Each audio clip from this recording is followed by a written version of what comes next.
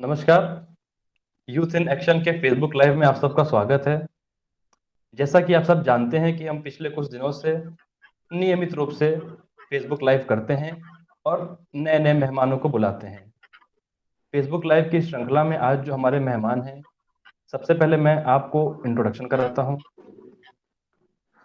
40 सालों से भी ज़्यादा पत्रकारिता का करियर रहा।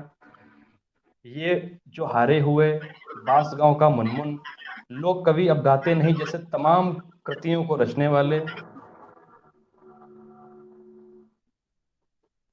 और सबसे हालिया परिचय ये है कि अभी अभी सर की गजल संग्रह मोहब्बत का जहांपना पब्लिश हुई है। स्वागत करिए दयानंद पांडे सर का। सर बहुत बहुत स्वागत है आपका। नमस्कार। सर सबसे पहले तो मैं आपको आज का विषय बता दूं। हम आज जिस विषय पे बात करने वाले हैं वो विषय है भारतीय राजनीति में विपक्ष की भूमिका। इसी सिलसिले में हम बात करेंगे। 4-5 प्रश्न होंगे कि विषय राजनीति में विपक्ष की भूमिका क्या होनी चाहिए, आज वो भूमिका क्या है और कैसे कैसे बदलाव हुए हैं। और इसके साथ ही साथ हम आपके पत्रकारिता के जीवन के बारे में भी जानेंगे और अंत में आपका जो साहित्यिक जीवन है उसके बारे में भी हम कुछ जानना चाहेंगे। सर सबसे पहले प्रश्न उठता है कि एक स्वस्थ लोकतंत्र में विपक्ष की क्या भूमिका होनी चाहिए।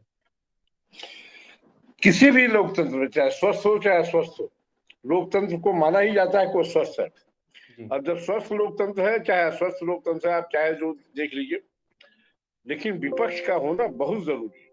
हम्म। विपक्ष एक तरह से समझिए कि आंख और कान होता है किसी भी सरकार का, जी। किसी भी सरकार की आंख और कान। हम्म। और विपक्ष ही नहीं, मीडिया भी। जी। ये माना जाता है कि जनता की आवाज हमेशा विपक्ष और मीडिया मिलकर उठाते हैं, हम्म। बारी बारी उठाते हैं, अलग अलग ढंग से उठाते हैं। लेकिन अगर विपक्ष हो तब ना, जी। अगर मीडिया हो तब ना। जी। दुर्भाग्य हमारे देश का आज की तारीख में ये है कि मीडिया बिकाऊ है, एजेंडाधारी है जी। और तमाम और शक्तियों से नियंत्रित है। विपक्ष है ही नहीं। अच्छा, मीडिया के साथ क्या समस्या है कि वो पूंजीपतियों का मीडिया है, जी। वो जनता का मीडिया नहीं है। पूंजीपति का जहां हित सधता है हम्म। वहीं वो होता है। और पूंजीपति जनरली हर सत्ता, चाहे किसी की भी सत्ता हो, उसके साथ ही रहता है और थोड़ा बहुत इधर उधर भी दाएं बाएं अपनी भी करता था। आज की तारीख में मीडिया एक लाइजनिंग प्लेटफॉर्म है पूंजीपतियों के लिए, और कुछ जी। नहीं है।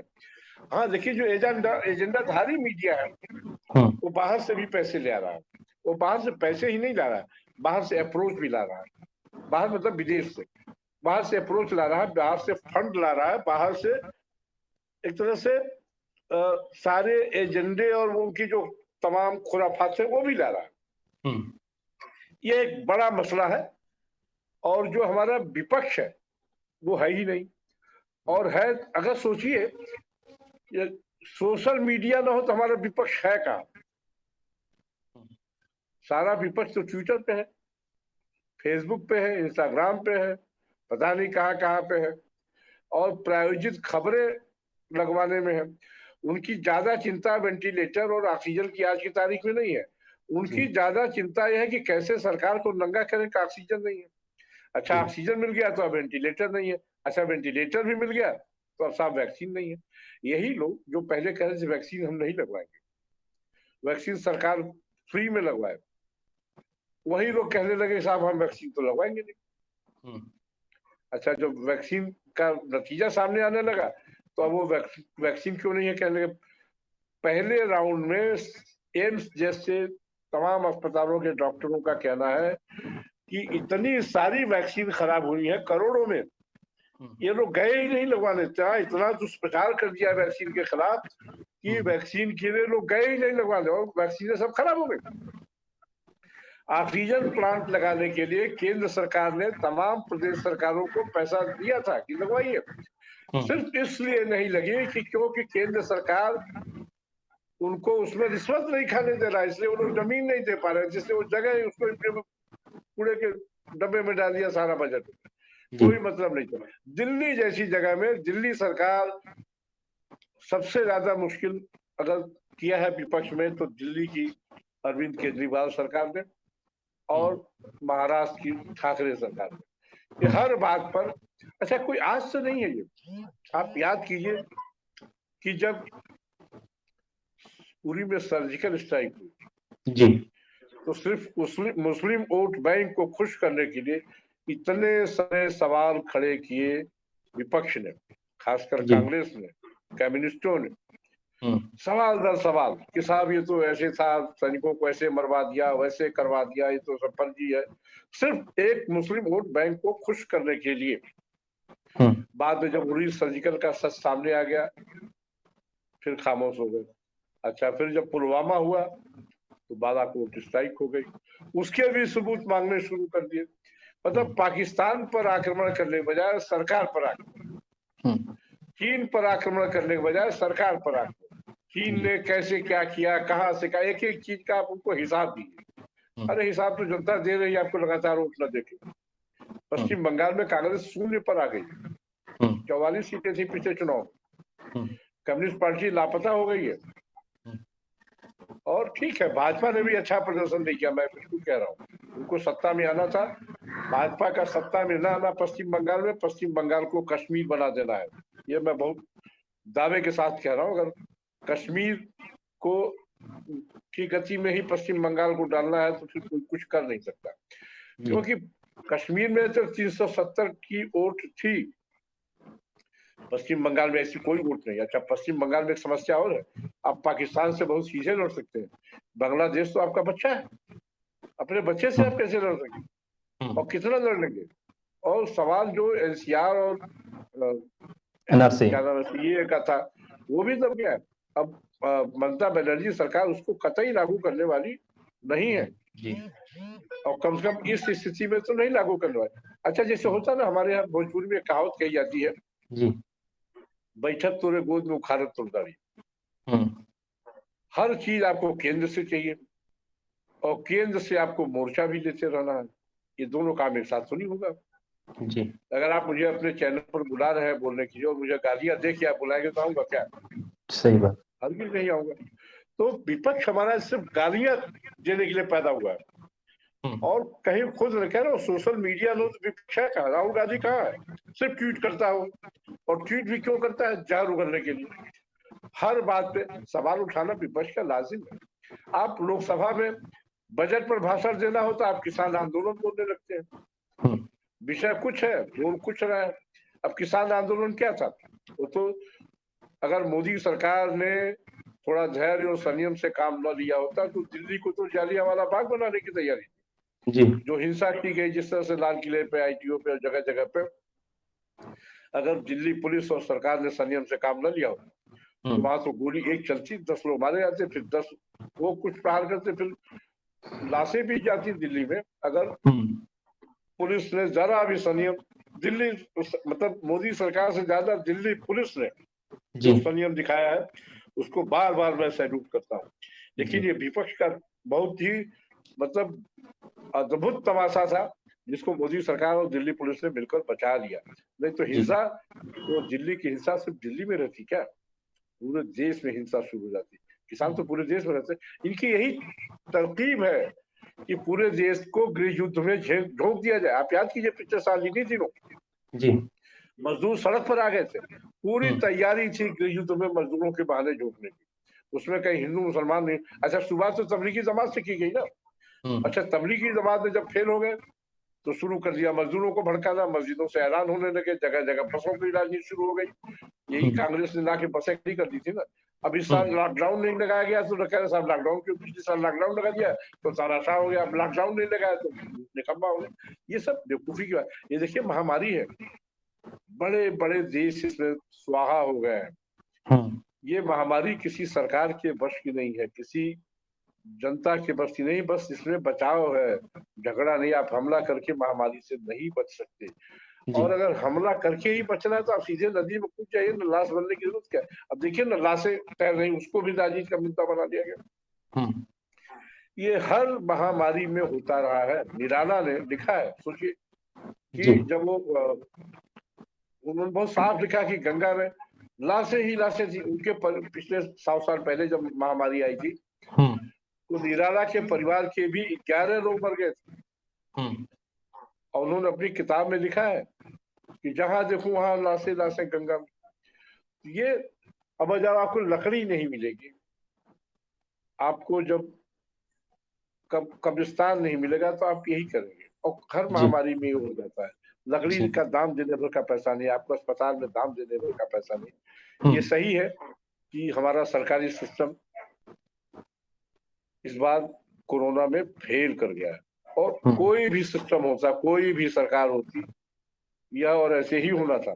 हम विकसित देश नहीं है, हम विकासशील देश है, डेवलपिंग कंट्री है। एक से एक विकसित देशों में, अमेरिका में, इंग्लैंड में, इटली में, रूस में, हर जगह, इटली में, जापान देखिए इस वक्त बहुत भारी संकट में है। हर जगह लोग संकट में है, चाहे विकसित हो चाहे विकासशील देश, डेवलप्ड हो या डेवलपिंग हो। ये महामारी है, ये कोई घर देख के नहीं आती है। वसीम बरेलवी का एक शेर है कि चिराग घर का हो, मंदिर का हो कि महफिल का, हवा के पास कोई मसलहत नहीं होती। ये नहीं देखती है कि ये महामारी कि आप हिंदू है, मुसलमान है, भारत के है कि अमेरिका के है, अफगानिस्तान के है कि पाकिस्तान के है। बीमारी और महामारी तो एक जैसी, सबको एक लपेटे में ले लेती है। इस बात को लोगों को समझने की जरूरत है। और दुर्भाग्य से हमारा विपक्ष, इतना निकम्मा विपक्ष, लोकसभा में है न सड़कों पर। तो सोचिए ना, विपक्ष क्या, लोकसभा में एक नेता प्रतिपक्ष नहीं है, काहे का विपक्ष है भाई? जी। एक नेता प्रतिपक्ष पिछली बार भी 2014 के चुनाव में भी नहीं था, और 2019 के चुनाव में भी नहीं। तो काहे के प्रतिपक्ष है आप? जनता तो आपको धकियाती जा रही है, आपको बाहर जा करती जा रही है। आप सिर्फ हिंसा से, प्रायोजित हिंसा से और तमाम अफवाहों से, तमाम मीम बनाकर, ये वो गालियां देकर, नफरत करके, जहर बोके विपक्ष बनना चाहते हैं। जी सर, हमने हाल ही के दिनों में देखा है कि जहर देंगे तो जहर तो कोई पी के मरेगा ही। बिल्कुल सर, एक प्रश्न उठता है कि अभी हमने देखा है कि उत्तर प्रदेश की खासतौर पर अगर बात करें, तो उत्तर प्रदेश के पूर्व मुख्यमंत्री अखिलेश यादव, जब वैक्सीनेशन आई थी और सरकार मुफ्त में वैक्सीनेशन लगाना प्रारंभ की सरकार ने, तो उसको भाजपा की वैक्सीन बताया गया और कहा गया कि हमको इनके ऊपर भरोसा नहीं है। पूर्व मुख्यमंत्री का बयान था ये, और उन्होंने कहा कि हम सरकार में आएंगे, समाजवादी वैक्सीन बनाएंगे और तब हम उसको लगाएंगे। क्या इससे आपको लगता है कि जनता में एक बुरा प्रभाव पड़ा, वैक्सीन के खिलाफ माहौल बना, जिसका दुष्परिणाम हमको महामारी के समय देखना पड़ा? देखिए, दो लोग राजनीति में ऐसे हैं, एक राहुल गांधी और एक अखिलेश यादव जी। ये दोनों लोग चांदी का चम्मच मुंह में लेकर पैदा हुए। इनको न राजनीति मालूम है, न देश मालूम है, न संघर्ष मालूम है। देखिए, मुलायम सिंह ने तो ऐसा नहीं कहा, मुलायम सिंह ने तो जाके चुपचाप वैक्सीन लगवा ली। बिल्कुल। अखिलेश को के पास परिपक्वता नहीं है। अखिलेश चांदी की तस्वीर में, मुलायम ने, अब मैं थोड़ा विषयांतर कर रहा हूँ जी, बिल्कुल, मुलायम सिंह ने 2 विवाह किए और अखिलेश की माँ है मालती देवी। उनके जीवित रहते ही उन्होंने साधना गुप्ता से विवाह किया और अखिलेश ने बगावत कर दी। शुरू में बच्चे थे, थोड़ा विरोध किया, थोड़ा बहुत माँ के प्रभाव में, लेकिन जब बाद में दिक्कतें ज्यादा शुरू हुई, सत्ता की लड़ाई खास करके जब शुरू हुई, तो अखिलेश ने खुल्लम खुल्ला बगावत कर दी अपने बाप से। बाप ने अखिलेश का मुंह बंद करने के लिए उनको मुख्यमंत्री की कुर्सी थमा दी और उनको लगा कि अब ये ठीक रहेगा। लेकिन अखिलेश को राजनीति की समझ नहीं है, समाज की समझ नहीं है। उनको सिर्फ इसीलिए टाइम्स ऑफ इंडिया ने छापा था कि औरंगजेब है ये, उसने मुलायम को कैद कर लिया, मुलायम की राजनीति खत्म कर दी, मुलायम की पीठ में चूड़ा घोंप दिया, पूरी पार्टी खींच ली अपने पास। तो अखिलेश को कुछ मालूम नहीं है, सिवाय मुस्लिम वोट जानता है, यादव जानता है। जब अखिलेश मुख्यमंत्री थे तो हर थाने में थानेदार यादव, हर प्राइज ठेकेदार यादव, हर प्राइज पोस्टिंग पर यादव, यादव ही यादव थे। पूरा मतलब यादवों की सरकार थी वो, प्रदेश की सरकार नहीं थी। सोचिए ना कि कितने डिप्टी कलेक्टर सारे यादव ही बन रहे थे, मतलब हर जगह वही। और इसी में ये अच्छा गुंडा राज अलग, इसी में वो बर्बाद हो गए। उनको अभी समझ नहीं आ रहा, जब तक मुलायम है तब तक संभाले हुए उनको। सोचिए मुलायम में कितनी कुर्बानी दी गई चुनाव आयोग उनके खिलाफ, लेकिन लिखित क्या नाम हो, हलफनामा कहते हैं ना, हलफनामा देते तो साइकिल चुनाव चिन्ह इनका खत्म हो जाता है। एक सीट नहीं, जैसे कांग्रेस बंगाल में शून्य हो गई है, जी ये शून्य हो जाते हैं यहाँ उत्तर प्रदेश में। लेकिन मुलायम ने पार्टी बचाई ली, चूंकि मुलायम की मतलब एक तरह से बनाई हुई पार्टी थी, इनकी स्थापित की हुई पार्टी थी, उसके अपपुत्र मोह भी आप कह सकते हैं, दोनों चीजें थी। उसमें अखिलेश बच गए, नहीं तो अखिलेश को पानी न मिलता। कारण अखिलेश आज की राजनीति में औरंगजेब है, अखिलेश भी और आजम खान भी। आजम खान ने कितनी कितनी अभद्रताएं की हैं, सोचिए। आपको ये मीडिया जो हमारा ना गुलाम हो गया है, और उस वक्त सरकार थी इनकी, कोई बता नहीं पाया, क्योंकि जब कोई अखबार लिखता तो सब सोशल मीडिया इस तरह से नहीं थी ना, तो हल्ला बोल कर देते थे। हल्ला बोल मतलब मारो, मार डालो, मार के चले आओ, घर जला दो, आग लगा दो, ये सब काम हल्ला बोल में होता था। हल्ला बोल एक्चुअली लोहिया का नारा है। लोहिया हर गलत काम के लिए कहते थे हल्ला बोल, हल्ला बोल। तो उनका नारा, उस नारे को इतना विकृत कर दिया अखिलेश यादव, मुलायम सिंह यादव ने, उसका कोई हिसाब नहीं। मैं बताऊं कि लोहिया जी हमेशा फूलपुर इलाहाबाद में है, वहां से नेहरू के खिलाफ चुनाव लड़ते और प्रतिपक्ष की आवाज से लोहिया, और हर बार हार जाते थे। नेहरू के आगे मतलब जीतने का कोई प्रश्न ही नहीं था। अंत में नेहरू जी ने उनसे एक सलाह दी। सोचिए क्या राजनीति तब थी और क्या राजनीति अब है। तो चूंकि लोहिया का विरोध भी एक तरह से सकारात्मक होता था, वो देश के लिए होता था, समाज के लिए होता था। तो नेहरू जी ने लोहिया जी से कहा कि लोहिया जी, हम आपको लोकसभा में देखना चाहते हैं, और लोकसभा में देखने के लिए जरूरी ये है कि आप लोकसभा में रहें और लोकसभा चुनाव जीते। और लोकसभा चुनाव आप तभी जीत सकते हैं जब हमारे खिलाफ लड़ना बंद हो जाए। आप कहीं और से लड़े और जीत कराए, लोकसभा में हम आपकी इज्जत करेंगे। लोहिया ने नेहरू की बात मान ली और वो कन्नौज से चुनाव लड़े, जीत गए और लोकसभा गए। लोकसभा में नेहरू की धज्जियां उड़ा दी गई। सोचिए नेहरू जैसा आदमी, वो भी अपने को मतलब बहुत बड़ा पारिवारिक मतलब राजनीति के मतलब जनक है भारत में, उनका परिवार वंशवाद चलता रहे। लेकिन लोहिया को उन्होंने कहा कि आप संसद में रहिए, और एक से एक विरोधियों का सम्मान करना सब लोग जानते थे। अटल जी, सोचिए यही राहुल गांधी अमेरिका के बोस्टन में पकड़ा गया था ड्रग के साथ, अपनी गर्लफ्रेंड और ड्रग के साथ। अटल जी प्रधानमंत्री थे जब वो पकड़ा गया राहुल गांधी वहां ड्रग के साथ, तो उसमें अगर अटल जी ने मदद न की होती अभी भी जेल होता। वहां बहुत सख्त सजा है ड्रग लॉ के खिलाफ। तो सोनिया गांधी को जब पता चला तो उन्होंने अमेरिका के एम्बेसडर से संपर्क साधा। एम्बेसडर ने बहुत कोशिश की और फिर सोनिया गांधी को बताया कि नहीं, बहुत मुश्किल है और यहाँ का कानून बहुत सख्त है।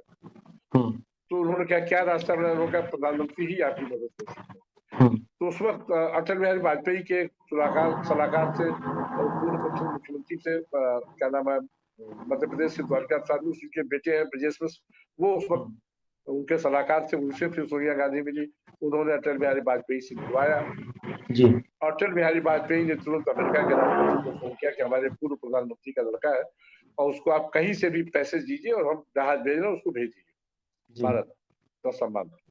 अमेरिका के राष्ट्रपति ने अटल बिहारी वाजपेयी का सम्मान रखा और उनको पैसे दिया और राहुल गांधी को विशेष विमान भेजकर वहां से बुलवा लिया अटल जी ने। सोचिए ये होता है, मतलब एक सब राजनीतिक ये होता है ना कि मतलब आप प्रतिपक्ष की भी मदद करते हैं आउट ऑफ वे जाके, जो कि ड्रग था।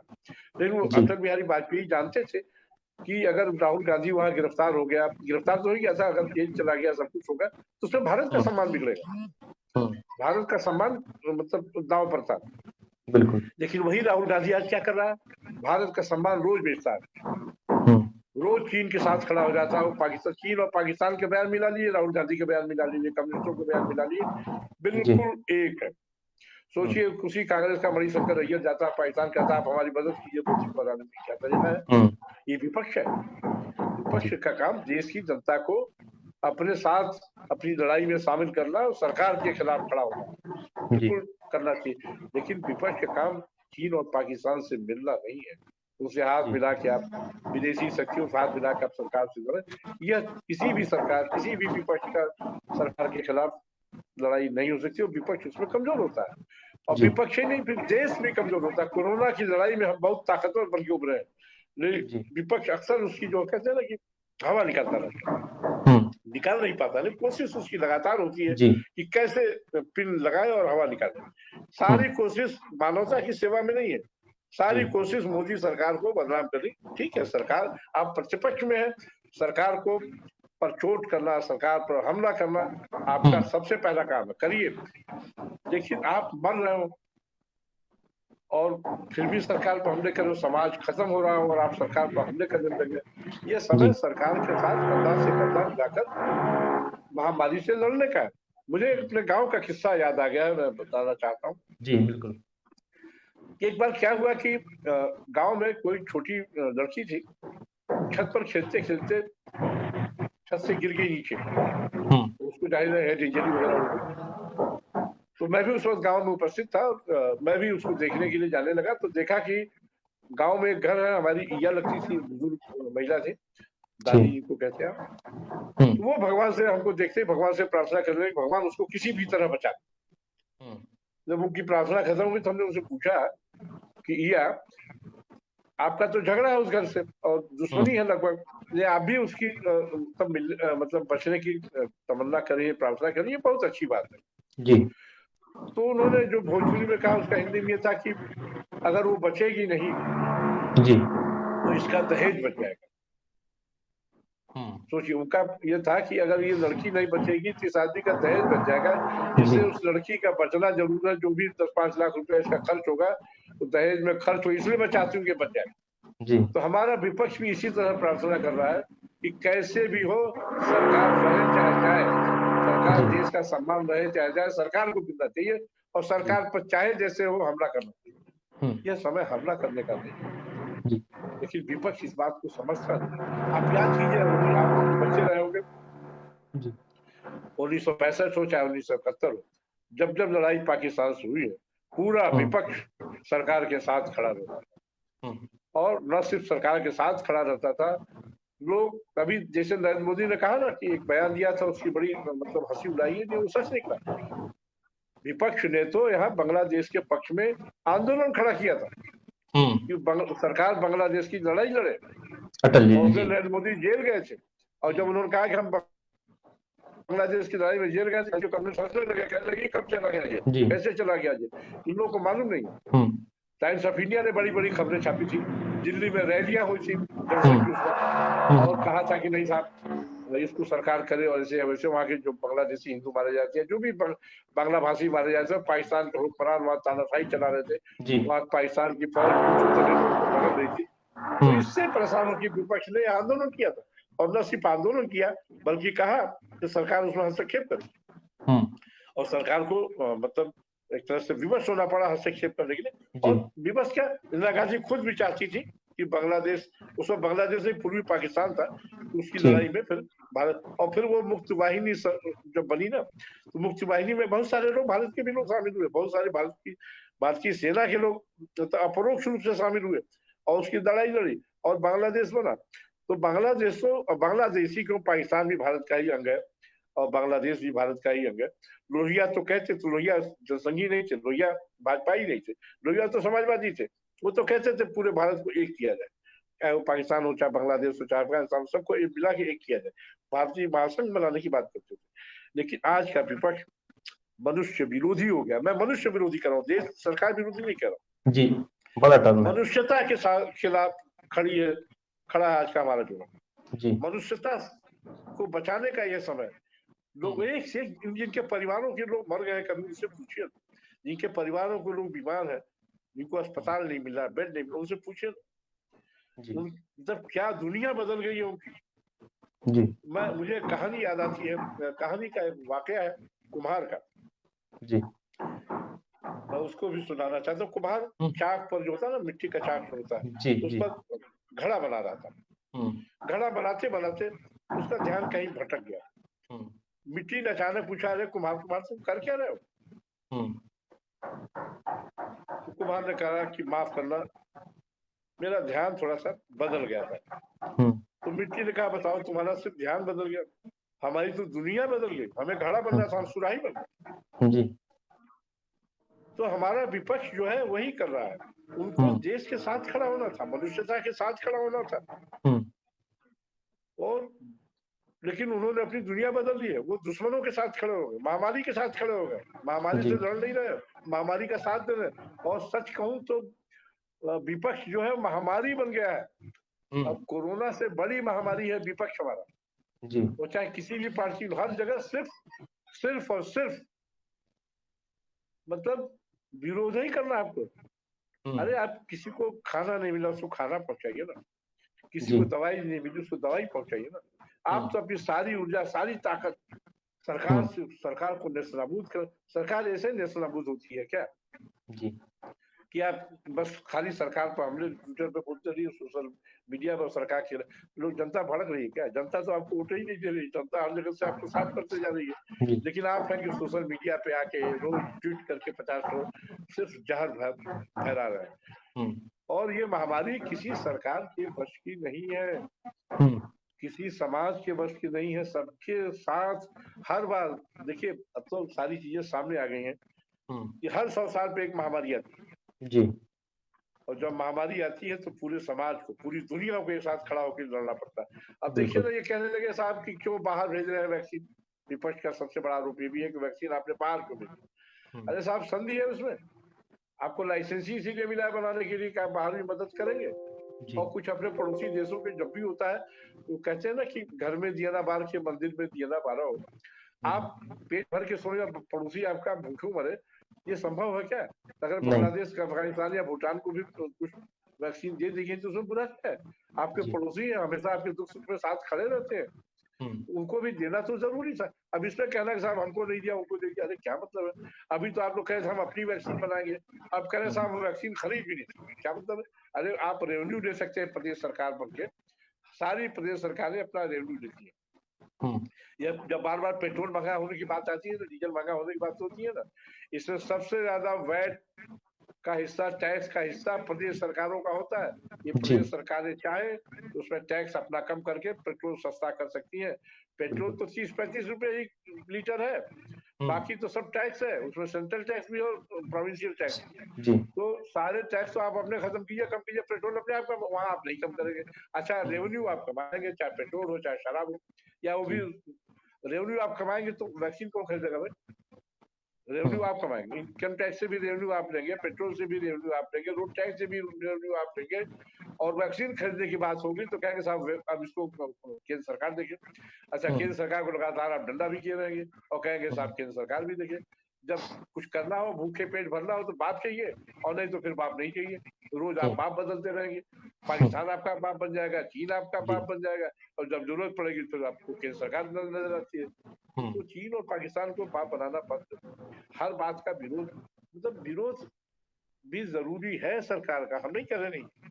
बिल्कुल, सरकार पे देखिए अंकुश, मीडिया क्या है? हम्म, अंकुश है सरकार पे। जैसे जी, हाथी, हाथी पे बैठा ना वो महावत उसका, हम्म, हम्म, और महावत एक अंकुश हाथ में लिए रहता है। हम्म, मीडिया वही काम सरकार पे करती है, विपक्ष वही काम अंकुश का।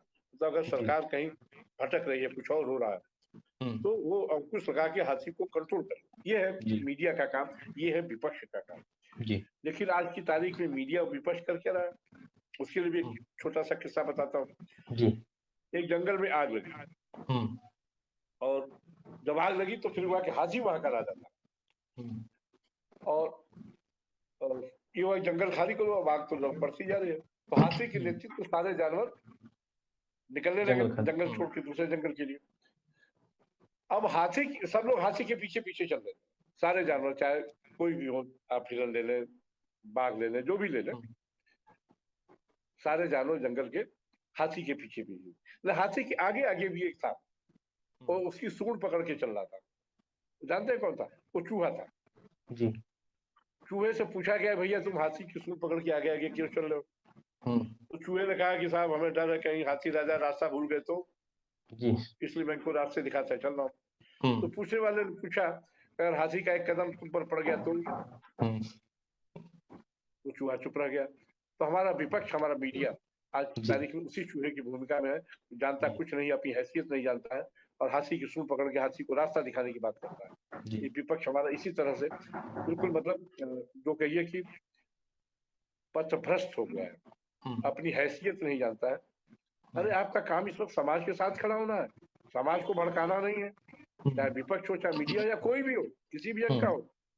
आप देखिए ना कि अभी उत्तर प्रदेश में ही बदायूं में जिस तरह से काजी शहर की जनाजे में लोग हाँ, निकले लाखों हैं, लोग इकट्ठा हुए पूरा वहां पे। शहर जी। निकल आया है, हम्म। उसमें हिंदू भी थे, उसमें हम्म। मुसलमान थे, क्योंकि उस काजी का सम्मान बहुत था। हम्म। वो काजी मैं सुना, मतलब शकील बदायूं का शहर है बदायूं, नहीं सुना, उसका सम्मान बहुत था, बहुत रोक टोक लगी, सब कुछ था, लेकिन लोग घरों से निकल आए, सम्मान में हम्म। निकल आए उस काजी के लिए। लेकिन वो ठीक नहीं था। वैसे ही जैसे हरिद्वार में कुंभ लगा और लोग चले गए, और वो कुंभ से लोग, सब लोग प्रसाद कोरोना का ले लेके निकले और गांव गांव में बांट रहे हैं, वो ठीक नहीं जी। था। हम्म। अब अभी भी देखिए कि ईद है, ईद में भी कैसे लोग संयम रख पाते हैं, रखते हैं कि हम्म। नहीं रखते हैं, यह देखना हम्म। भी। हालांकि अभी इफ्तारी में तो नहीं देखा हमने, जुमे की नमाजों में तो भीड़ देखी मैंने। अब देखिए ईद में भी लोग गले मिलते हैं, नहीं मिलते हैं, हाथ मिलाते हैं, हम्म। नहीं मिलते हैं। मुसीबत का शेर है ना कि जी। दिल मिले न मिले हाथ मिलाते रहिए। जी। तो यहाँ तो ये आलम है विपक्ष का भी और हमारे मीडिया का भी। जी। अब ठीक है सर, विपक्ष का तो काम ही है सरकार की ऐसी तैसी का, हम्म। सरकार की एक भी। मैं शुरू कर रहा हूँ राफेल से। जी। राफेल सिर्फ 2019 के चुनाव के लिए खिलौना था बस। हम्म। अगर राफेल के में भ्रष्टाचार हुआ था, उसमें गड़बड़ियां हुई थी, जी। तो मामला अब खत्म क्यों हो गया? उसको उठा के रखना चाहिए ना, बिल्कुल। और उसको अंजाम तक पहुंचाना चाहिए। इसका मतलब राफेल में कुछ नहीं था, आप भूल हम्म। गए बहुत जल्दी। आप कहते रहे चौकीदार चोर है, जी। चौकीदार चोर है। और जब सुप्रीम कोर्ट ने पूछा कि कौन चौकीदार चोर है, अच्छा सुप्रीम कोर्ट को भी गलत कोर्ट कर दिया कि साहब हम्म। सुप्रीम कोर्ट ने भी कह दिया चौकीदार चोर है, तो हम्म। सुप्रीम कोर्ट ने बुला के पूछा भाई कौन चौकीदार कौन चोर। जी। हलफनामा देके राहुल गांधी ने वहां माफी मांगी है, पहले तो बिल्कुल। एंग्री दिखाई, हम्म। और फिर कहा कि नहीं साहब हमें गलती हो गई, क्षमा कर दीजिए। और उसके बाद हम्म। से राफेल चैप्टर खत्म। सोचिए राफेल के लिए इन्होंने सीबीआई डायरेक्टर एक थे, उसमें उनको भी भड़का दिया था। हम्म। सीबीआई कोई जांच स्वतः संज्ञान लेके, वो अदालत नहीं सीबीआई हम्म। जांच करने लगे, और वो खुद जांच करने पर आमादा से, कांग्रेस से भड़काने पर वो जी। क्विंट वायर और तमाम सारी जो वेबसाइट है हम्म। कारवा, इनके भड़काने पर वो लगे साहब वो हम तो राफेल की जांच करेंगे। अरे कैसे जांच करें? जांच हम्म। का आदेश दो ही लोग दे सकते हैं, या सरकार दे या बिल्कुल। फिर कोर्ट देगा। हाई जी। कोर्ट या सुप्रीम कोर्ट देती है, या केंद्र सरकार। प्रदेश सरकार भी केंद्र सरकार को लिखती है कि साहब हम्म। इसकी सीबीआई जांच कराई जाए, और हम्म। केंद्र सरकार उसको तय करती है कि सीबीआई जांच कराए न कराए। अब हम्म। देखिए ना महाराष्ट्र में, अब एक विपक्ष का एक काम और भी है, अंबानी और अडानी को गाली देना। जी। अंबानी और अडानी ने जो ऑक्सीजन सप्लाई की है, तमाम और सुविधाएं दी है, बिल्कुल। चुपचाप दी है, हल्ला करके विज्ञापन देके नहीं दी है। हम्म। जैसे अरविंद केजरीवाल बात बात में विज्ञापन देते रहे, कहता रहा शुरू में वो आदमी अरविंद केजरीवाल के साथ 5,000 बेड हमारे दिल्ली में बिल्कुल तैयार बैठे, हम्म। और 2 ही दिन बाद कहने लगा साहब बेड ही नहीं है, ऑक्सीजन ही नहीं है। हम्म। अच्छा जब ऑक्सीजन की सप्लाई करने लगा, ऑक्सीजन हमारे दरवाजे पर, हमारे दहलीज पर ला करके, तब हम ऑक्सीजन देंगे, कोई तरीका होता है? आप पानी बिजली तो मुफ्त दे सकते हैं, और जी। ऑक्सीजन के लिए आप भीख मांगते हैं, वेंटिलेटर की आप भीख मांगते हैं। आपके सारे मोहल्ला क्लिनिक कहाँ गए? इस वक्त क्या कर जी। रहे हैं? सारे मोहल्ले हम्म। क्लिनिकों में तो गधे घूम रहे हैं, कूड़ादान हम्म। बना हुआ है। आप देखिए फोटो में तमाम वीडियो आए हैं उसके। हम्म। हम्म। तो ये, अच्छा विज्ञापन रोज देना, सारे चैनलों का मुंह बंद रखना, विज्ञापन दे दे के कि साहब हमने ये किया, हमने वो किया। हर चीज तो आपको केंद्र से चाहिए, और केंद्र की आपको डंडा भी करना आपको, ये नहीं जी। हो सकता। विपक्ष का काम ये नहीं। अच्छा अरविंद केजरीवाल तो खुद सरकार में, विपक्ष नहीं, उनको हम्म। केंद्र से मदद चाहिए, तो मदद मांगने का ये तरीका थोड़ा है कि गाली देके आप किसी से मदद मांगे। हम जी। आपसे अगर मदद मांगते हैं या आप हमसे मदद मांगते हैं, तो गाली देके तो मदद नहीं मांगी जाती ना। बिल्कुल। आप सम्मान से मांगेंगे मदद तो ही मिलेगी। केंद्र सरकार की जिम्मेदारी है पूरे देश को देखना, सारे प्रदेशों की मदद करना, इसमें कोई दो राय नहीं। हम्म। सुप्रीम कोर्ट और हाई कोर्ट ने जो इस वक्त रुख अख्तियार किया है, बहुत ही गंदा, बहुत ही मतलब व्यभिचारी रूप अख्तियार किया है। जो सुप्रीम कोर्ट, जो हाई कोर्ट सालों साल फैसले नहीं दे पाती, हम्म। वो सुप्रीम कोर्ट सरकार को कहती साहब 4 दिन में ठीक कर दी, ऑक्सीजन। 5 दिन जी। में आप ठीक कर दी, और वो भी प्रकृति से लड़ने के लिए। आप कहिए 4 दिन में पेड़ उगा हम्म। दी, ये तो संजय गांधी वाली बात हुई, गुड़ बोने से कहीं गन्ना होता है। हम्म। तो सुप्रीम कोर्ट हाई कोर्ट ने जो एटीट्यूड अपनाया है, तो हाँ ठीक है, आपको मॉनिटरिंग करनी चाहिए, आपको सरकार को निर्देश की जरूरत। जी। 4 दिन में आप कर रही है, ये कैसे संभव है? कोई मतलब पत्ते हैं क्या पेड़ से तोड़ रहे हो? अब तो पेड़ भी नहीं रह गया, पेड़ आपने सारे हाईवे बना बना के सारे पेड़ काट डाले, तो जी। ऑक्सीजन मिलेगी कहाँ से? आप जी। पीपल को हिंदुओं का पेड़ मानते हैं, आप नदियों को हिंदुओं की नदी मानते हैं, तो चीजें कैसे तय होंगी? जी। अरे भाई, हिंदू मुसलमान से चीजें नहीं तय होती हैं। ये चीजें तय होती मनुष्यता से, ये चीजें तय होती है सिस्टम से। पूरी दुनिया का सिस्टम फेल कर गया। अच्छा, पूरी दुनिया ने जब तो आपने भेजा वैक्सीन, तो हल्ला होने लगा क्यों भेज रहा है, क्यों भेज, अब पूरी दुनिया मदद कर रही है। जी तो आप कह रहे हैं कि नहीं साहब ये तो गलत हो रहा है, आप भिखारी बन गए। कैसे भिखारी बन गए? होता ही है, एक दूसरे की मदद करके दुनिया दुनिया बिल्कुल। भारत सरकार की मदद कर सकती है, दुनिया की सारी सरकारें मदद कर सकती हैं।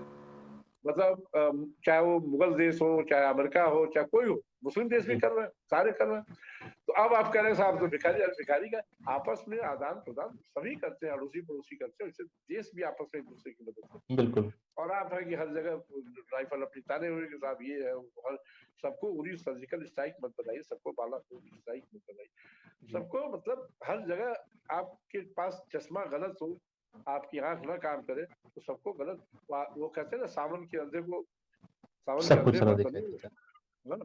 तो ये स्थिति बहुत ही भयानक, और विपक्ष मनुष्यता के साथ दुश्मनी कर रहा है। मैं नहीं कर रहा हूँ, सरकार के साथ आप चाहे जो करें, हम्म। मनुष्यता के साथ दुश्मनी मत कीजिए। ये सर दौर एक साथ सबको खड़े होने का है, एक साथ जी सबको बचने का है, हम्म। एक सबकी एक दूसरे की मदद करने का है। आप जाइए ना, बैंक जाइए, बैंक वाले घुसने नहीं दे रहे, वही ताला लगा के बैठे, बोलिए क्या काम है।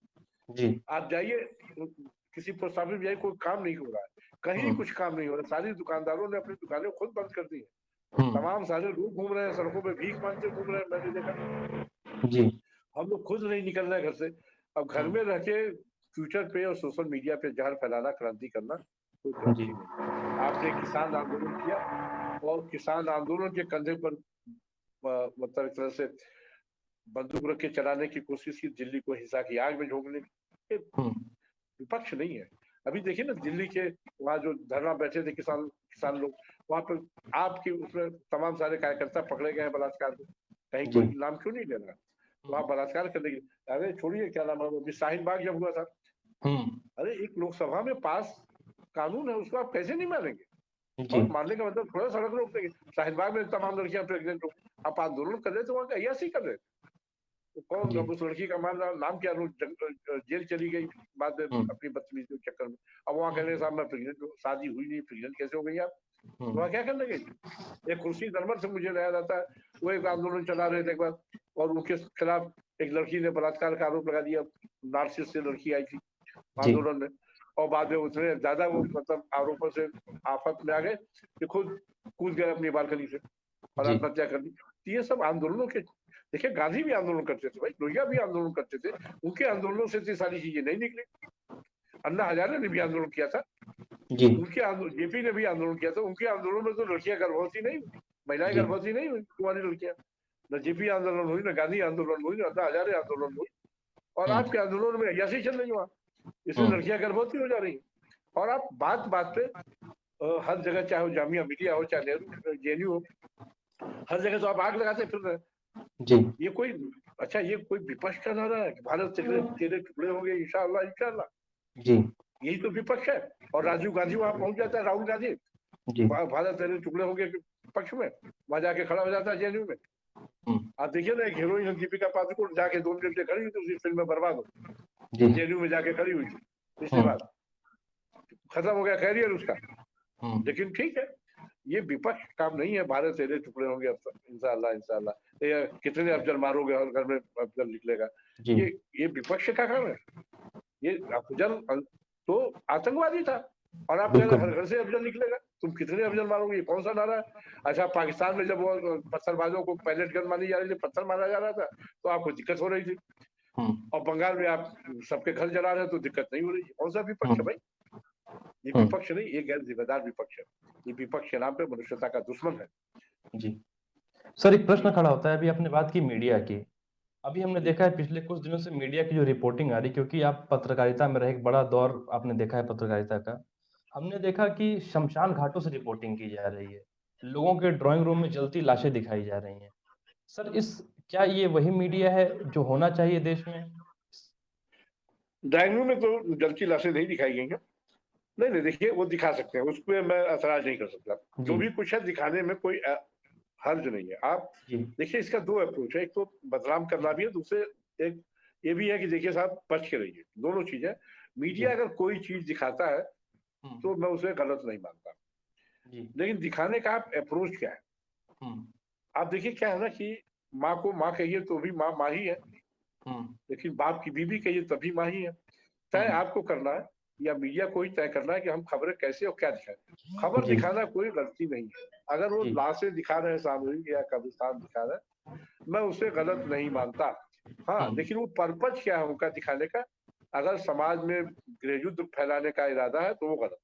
जी, अगर आप दिखा रहे हैं कि साहब कोरोना इस तरह से बेकाबू हो गया कि साहब, और सही है कि स्मशान घाटों पे समस्या है, आपको लकड़ी नहीं मिली तो वहीं दफनाए जा रहे हैं भाई। अभी ऐसी भी खबरें आई हैं, ऐसी भी खबरें आई हैं। मैं उसको गलत नहीं मानता, बस ये है कि अप्रोच गृहयुद्ध कराने का ना हो, झगड़ा कराने का ना हो लोगों को। देखिए इस वक्त तो लोग खुद घरों में बैठ गए दुबक के। हमारा विपक्ष, हमारा एजेंडा वाला मीडिया, सभी मीडिया नहीं, जो एजेंडा वाला मीडिया है वो चाहता है कि देश में गृहयुद्ध हो, और वो नहीं जी, चाहता है, बल्कि चीन चाहता है कि देश में गृहयुद्ध हो। हुँ, पिछले कोरोना, देखिए अब तो तमाम चीजें, मैं उसको अभी बहुत दावे के साथ नहीं कह सकता, ये बहुत सारी चीजें आ गई के साथ चीन ने तीसरा विश्व युद्ध छेड़ दिया, और ये जैविक विश्व युद्ध है।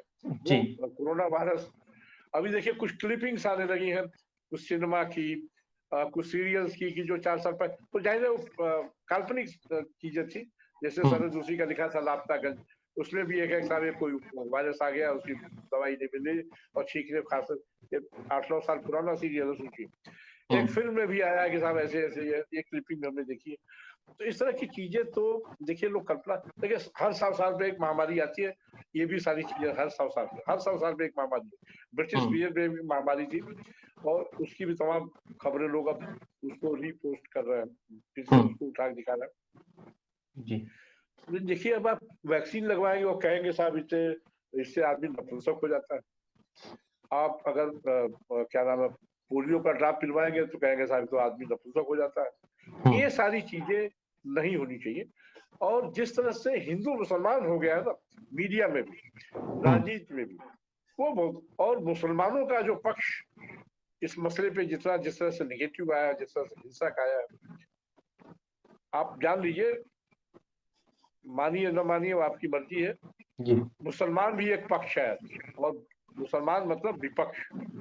हुँ, सरकार के हर अच्छे बुरे काम पर मुसलमान विपक्ष की हैसियत में है, और विपक्ष की हैसियत में नहीं, दुश्मन की हैसियत में। वो सरकार को, मोदी सरकार को दुश्मन की तरह देखता है। जी, उसको यह कि कैसे मोदी को मार दिया जाए। अभी नारे लगे थे किसान आंदोलन, मोदी मर जाए।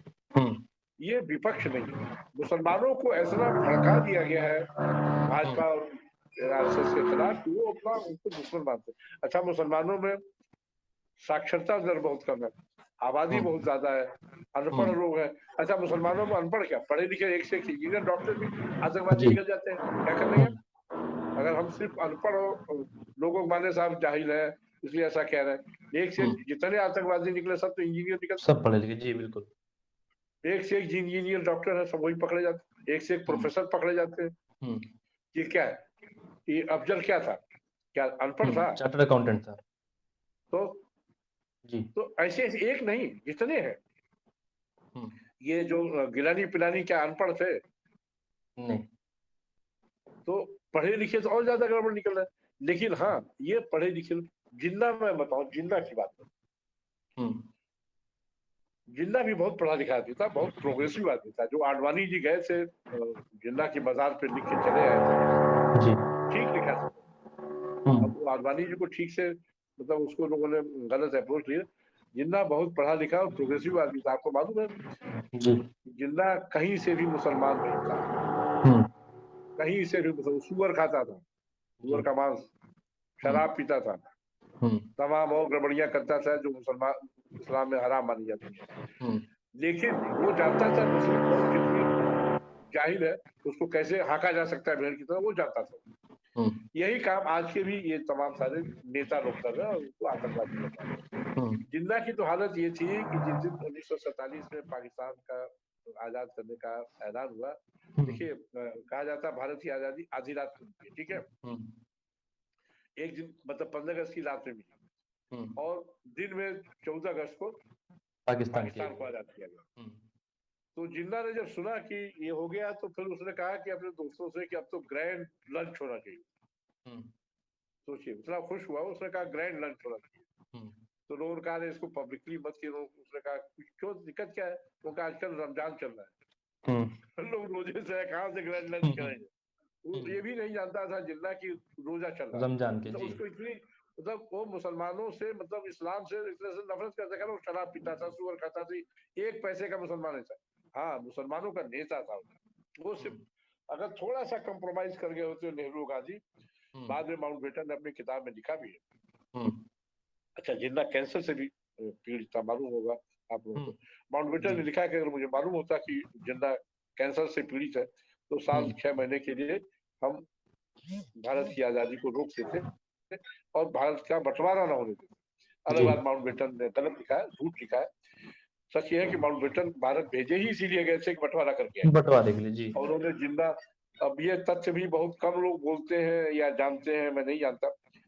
जो लेडी माउंटबेटन थी जी, तो नेहरू से भी आशिकी कर रही थी और जिन्ना से भी आशिकी कर रही थी। जी। कितने लोग बात करते हैं, लेकिन ये सब डॉक्यूमेंटेड है। लेटर्स है जिन्ना के, उनके नाम लेडी अमीना के नाम, लेडी माउंटबेटन के नाम।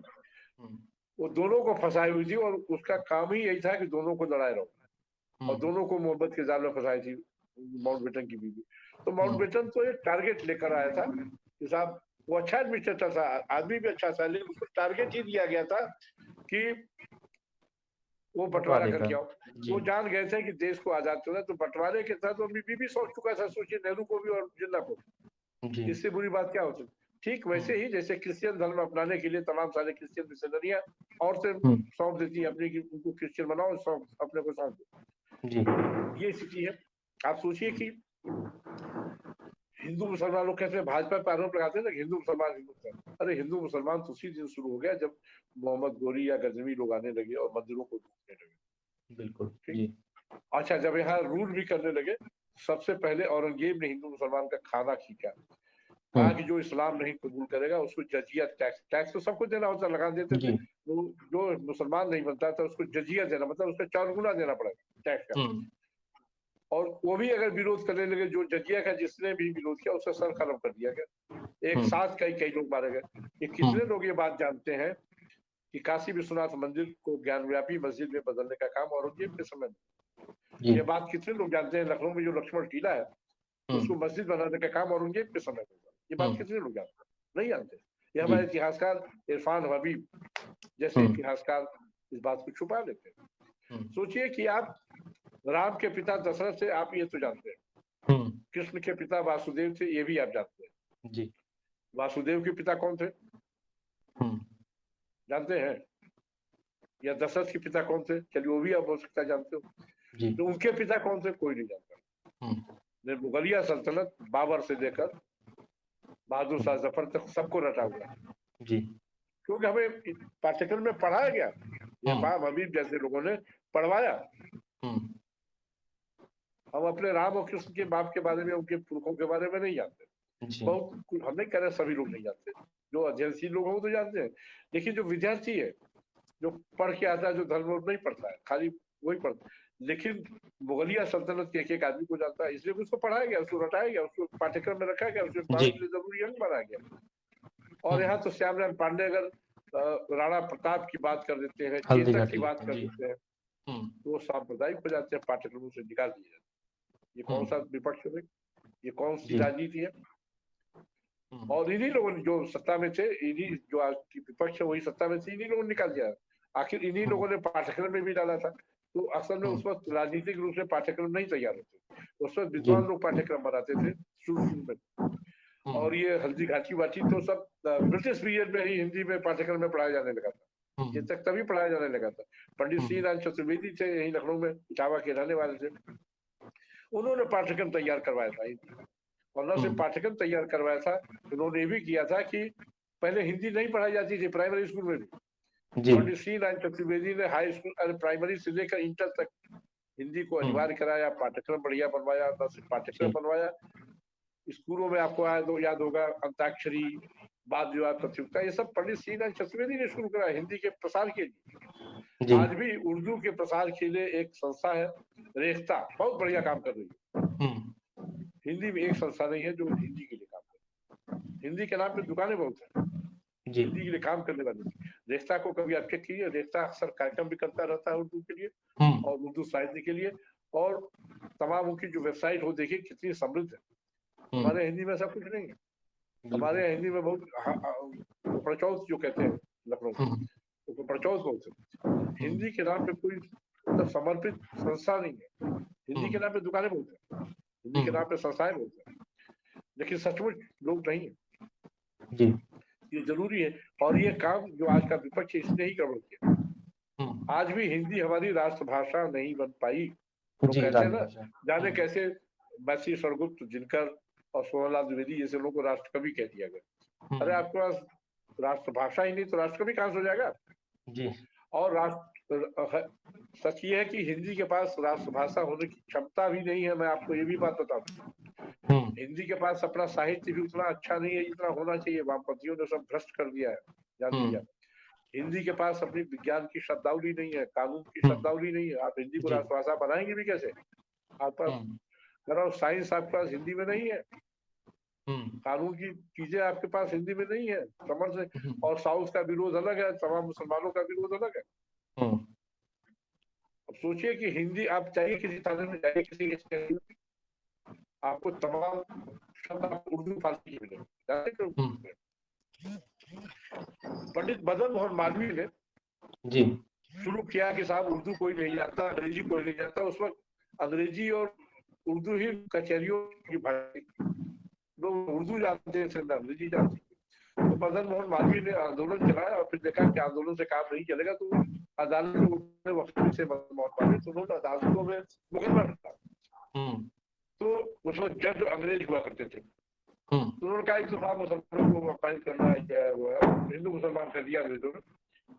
तो मदन मोहन मालवीय ने अंग्रेजों को समझाया, मुसलमानों को समझाया और कहा कि साहब हम उर्दू नहीं हटा रहे, फारसी नहीं हटा रहे, हम सिर्फ इसकी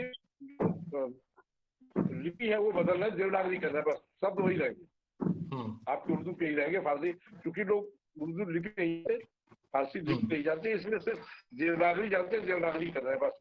मुसलमान इस पर सहमत हो गए, वो कहते हैं बिल्कुल ठीक है। तो फिर वो हो गया। बाद में जब अंग्रेज चले गए तो ये सरकारों का काम था, जाहिर है कांग्रेस रूल करती रही है, उनका काम था फारसी शब्दों को हिंदी कर देना, नहीं किया उन्होंने, आज तक नहीं हुआ। नरेंद्र मोदी सरकार की भी बात करो, आज तक ये पाठ्यक्रम हो गया ना 6-7 साल को शासन करते हुए जी, पाठ्यक्रम में ध्यान ही नहीं है,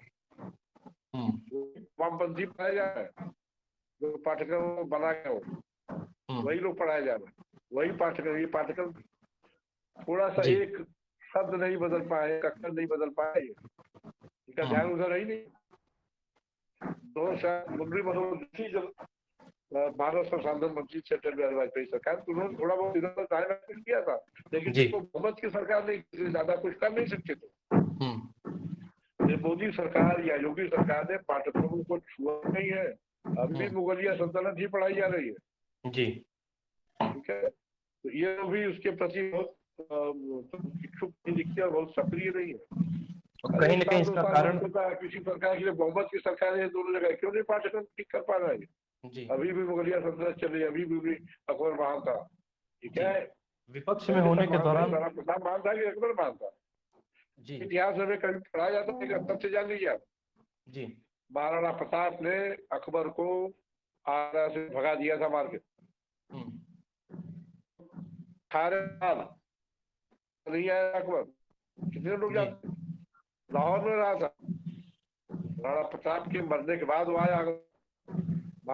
इतिहास में पढ़ाया जाता है क्या? पाठ्यक्रम में नहीं पढ़ाया जाता। ये पढ़ाया जाता है कि शेरशाह ने बाबर को भगा दिया है, पढ़ाया जाता है क्या? नहीं पढ़ाया जाता। शेरशाह सूरी अफगान का मुगल था, ईरानी था, और हिंदुस्तान को पहला इंफ्रास्ट्रक्चर देने वाला शेरशाह सूरी, उसका असली नाम है फरीद खान। वो बाबर मतलब वो जमींदार था खुद, लेकिन अपने बाप से उसकी कई सारी समझने के बाद किसी खरीद मतलब नौकरानी से निकल ली, के बगावत में बाप से बगावत कर कराया। ये जौनपुर आ गया पढ़ने, सासाराम का रहने वाला था आपका, इसके बाप अफगानिस्तान से सासाराम के बिहार में वो आए थे, और वहां से बाप से बगावत करके वो जौनपुर आया पढ़ने के लिए।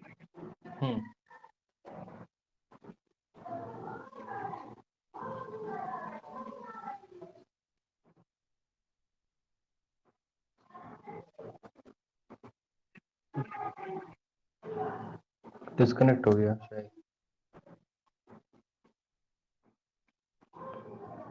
लाइव बंद कर दीजिए।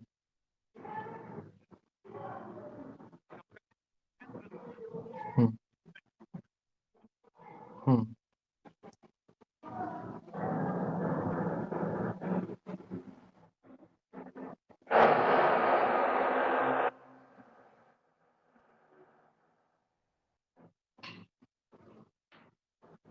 हेलो।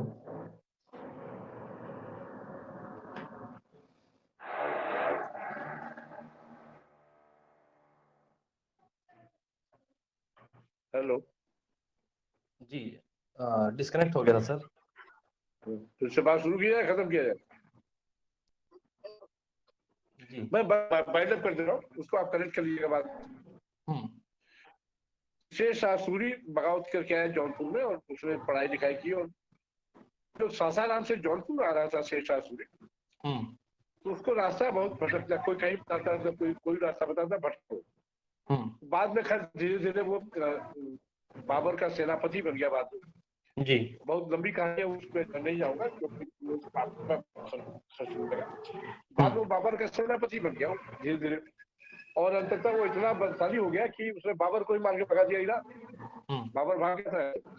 शेरशाह सूरी वो क्या नाम है, बारूद खाने का बहुत बड़ा एक्सपर्ट था, जी। और अपने बारूद खाने में दुर्भाग्य से मारा गया। लेकिन शेरशाह सूरी ने जो जौनपुर आते हुए रास्ते में जो भटका, उसको जो शासन हुआ भारत का, तो उसने सोचा कि क्यों न सड़कें ठीक कराई जाए, रास्ते ठीक कराया जाए। तो शेरशाह सूरी ही जिसने भारत को सड़क, शेरशाह सूरी जिसने सिंधु के किनारे ब्रिज बनवाया, शेरशाह सूरी जिसने डाक व्यवस्था की, शेरशाह सूरी ही है जिसने भूमि बंदोबस्त कराया। और सोचिए कि जब शेरशाह सूरी मरता तब बाबर मरता है, और बहुत बार बाबर जब मर जाता है तब जाके हुमायूं उसी वक्त पैदा होता है, हुमायूं का नाम है, हुमायूं को भी फिर उधर भगा देता है। हुमायूं का सेनापति, समझ लीजिए बाबर ने हुमायूं का सेनापति, हुमायूं को भगा देता है। तो बहुत सारी उसने इंफ्रास्ट्रक्चर दिया, लेकिन वो नहीं पढ़ाया जाता है।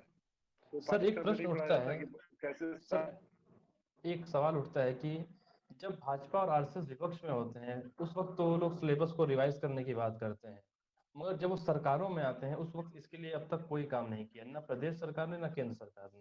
मैं खुद कह रहा हूँ कि इनकी नजर नहीं, इनकी चिंता में नहीं है जी। इनकी चिंता नहीं है। ये उदारवादी बन जाते हैं सरकार में आने के बाद। इनको लोग समझते हैं कि बहुत बड़े कट्टरवादी है, जबकि कट्टरवादी नहीं। असल में होता क्या ना, हिंदू कट्टरवादी हो ही नहीं सकता। जी। कट्टरता नहीं होती, कट्टरता तो सिर्फ इस्लाम में और कहीं नहीं है। कट्टरता आपकी क्रिश्चियनिटी में भी बहुत है। आप देखिए ना, अभी फलस्तीन और इजराइल में जो झगड़ा जी। शुरुआत की फिलिस्तीन ने, और अब इमाम कर गया, और क्या इजराइल खराब नहीं कर, क्योंकि बार बार अच्छा हुआ क्या कि जो फिलिस्तीन ने जो बमबारी की, इजराइल ने उसको रोक लिया। अब इनको तबाह कर रहा, और लगातार तबाह कर रहा। जहाँ है वही करेंगे ना। सवाल ये मुसलमान झगड़े भी जाते हैं, हम लोग विपक्ष आज का जो है, विपक्ष मैं एक लाइन में कहूँ तो एकदम नाकारा, जी। बहुत ही निकम्मा और आलसी। मैंने बात पे ही कहा था कि सोशल मीडिया में तो विपक्ष है कहाँ। सारी लड़ाई जो ट्विटर पे है, सारी लड़ाई की फेसबुक पे है। अब देखिए ना, फेसबुक के पेज बनकर रख रखे हैं, ट्विटर पे पेज, एक राहुल ट्वीट करता है, अच्छा बुरा जो भी है, मतलब खर्च से उसको फॉलोइंग बढ़ जाता है। तो सब पैसे दे दे के करवा रही आजकल। हम नहीं कर रहे खाली कांग्रेस वाले कर रहे हैं, कांग्रेस भी कर रहे हैं, कम्युनिस्ट वाले भी कर रहे हैं, भाजपा भी कर रही है। ये जो है ना, ये जो आईटी सेल चल गया है, जी आईटी सेल, किसी भी सरकार को आईटी सेल को अलाउ नहीं करना चाहिए, चाहे कांग्रेस की सरकार हो, चाहे भाजपा की सरकार हो, चाहे किसी की सरकार। आईटी सेल तुरंत बंद कर दिया, क्योंकि सारे आईटी सेल सिर्फ विस्मरण कर रहा, सिर्फ जहर फैला रहा है। सारे के सारे आईटी सेल, चाहे इनके हो चाहे उनको, के नाम पर भी कितनी मतलब गलत बातें फैलाई गई है। और आईटी सेल ही था जिसने दिल्ली में दंगा करवाया, दिल्ली में हिंसा करवाई, दिल्ली में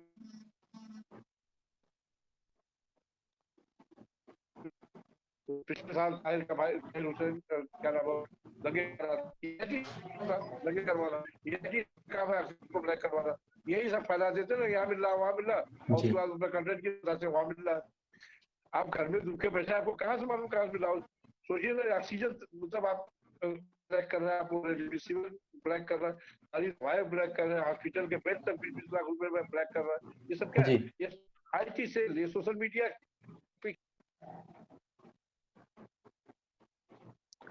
तकनीकी कारणों के कारण दयानंद पांडे सर नहीं जुड़ पा रहे हैं हमसे, और हम उनको दोबारा इनवाइट करेंगे अपने फेसबुक लाइव में। आपने शेयर किया, देखा, धन्यवाद।